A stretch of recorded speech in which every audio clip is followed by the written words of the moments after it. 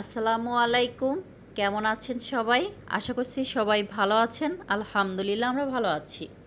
তো আজকে দুপুরে রান্না করব। তো দেখতে পাচ্ছেন এটা কলিজা। তো কলিজা ভুনা করব, সাথে হচ্ছে ছোট মাছ চচ্চড়ি করব।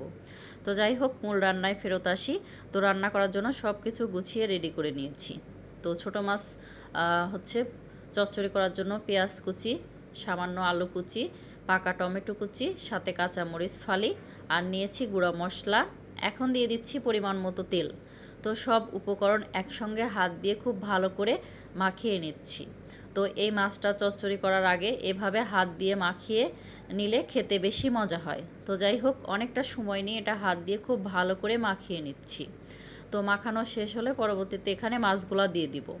তো যাই হোক, মাখিয়ে নিয়েছি অনেকটা সময় নিয়ে। এখন দিয়ে দিচ্ছি কেটে ধুয়ে পরিষ্কার করে রাখা মলা মাছ। তো যাই হোক, মাছটা এখন হাত দিয়ে ভালো করে সব উপকরণ একসাথে মিক্স করে নিচ্ছি আর কি। আলু, টমেটো, পেঁয়াজ, কাঁচামরিচ ফালি, গুঁড়া মশলা দিয়েছিলাম। তো সব একসঙ্গে আবার ভালো করে মাছ দিয়েও অনেকটা সময় নিয়ে হাত দিয়ে মাখিয়ে নিয়েছি। এখন এখানে দিয়ে দিচ্ছি পরিমাণ মতো ঝোলের পানি। তো এই মাছটা রান্না করতে খুব বেশি ঝোলের পানি প্রয়োজন হয় না, অল্প পানিতে এটা হচ্ছে রান্না করা যায়। তো ঝোলের পানিটা একদম শুকিয়ে নিব, শুকিয়ে রান্নাটা সেরে নিব আর কি। তো তার জন্য চুলায় বসিয়ে দিলাম।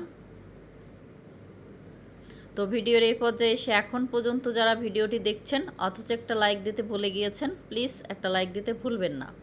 আর এদিকে পাশের চুলায় পানি বসিয়ে তার মধ্যে দিয়ে দিলাম কলেজাগুলা কেটে ধুয়ে পরিষ্কার করে রাখা। তো গরম পানিতে এভাবে হচ্ছে একটু সিদ্ধ করে নিলে হালকা করে দেখা যায় কলেজার ভিতরে যে ময়লাগুলো থাকে ওগুলো বের হয়ে যায়।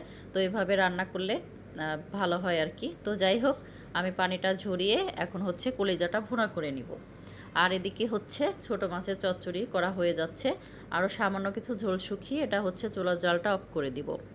আর এদিকে হচ্ছে কলিজাটা পানি ঝরিয়ে রেখে দিয়েছি, রান্না করব আর কি। তো এদিকে মলা মাছটা রান্না প্রায় শেষের দিকে।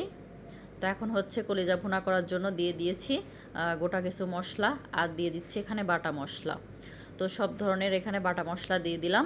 আর দিয়ে দিচ্ছি এখন হলুদের গুঁড়া, লাল মরিচের গুঁড়া, দিয়ে দিয়েছি ধনিয়া গুঁড়া, আর দিয়েছি স্বাদ মতো লবণ।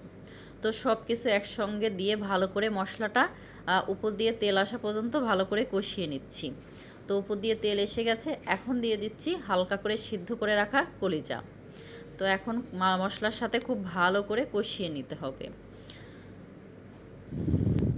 আর আপনি যদি আমার চ্যানেলে আজকে নতুন এসে থাকেন, চাইলে আমার চ্যানেলটিকে সাবস্ক্রাইব করে নিতে পারেন। আর এই ভিডিওটি যারা ফেসবুক পেজ থেকে দেখছেন, চাইলে তারা পেজটা ফলো দিতে পারেন।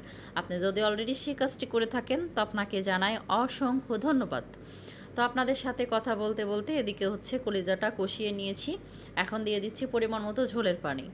তো ঝোলটা শুকানো পর্যন্ত এখন এটা রান্নাটা সেরে নিতে হবে। এদিকে হচ্ছে ছোট মাছটা নামিয়ে নিয়েছি। তো কলিজা ভুনার ভিতরে দিয়ে দিলাম কয়েকটা কাঁচামরিচ আস্ত। তো এভাবে দিলে দেখা যায় কাঁচামরিচটা পরবর্তীতে খেতে বেশি মজা হয়। তো যাই হোক, পানির পরিমাণটা অনেকটাই কমে গেছে।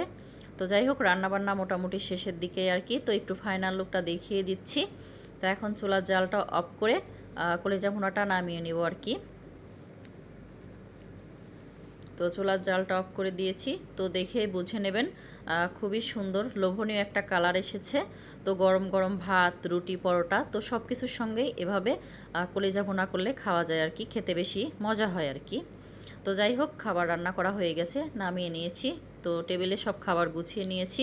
তো রান্না করেছিলাম কলিজা ভুনা, সাথে হচ্ছে আলু টমেটো দিয়ে ছোট মাছের চচ্চড়ি। তো একদম শুকনা শুকনা করে রান্না করে নিয়েছি। সাথে এখানে ঢ্যাঁড়স ভাজি, এদিকে লেবু আর শশাও কেটে নিয়েছি, সাথে ছিল এখানে আমের আচার। তো যাই হোক, এই ছিল আজকে দুপুরে রান্নাবান্না ও খাওয়া দাওয়ার আয়োজন। তো ভিডিওটি প্রথম থেকে শেষ পর্যন্ত দেখার জন্য সবাইকে ধন্যবাদ। আপনাদের সবার সুস্বাস্থ্য ও দীর্ঘায়ু কামনা করে আজকের ব্লগটি আমি এখানেই শেষ করছি। আল্লাহ হাফেজ। আসসালামু আলাইকুম।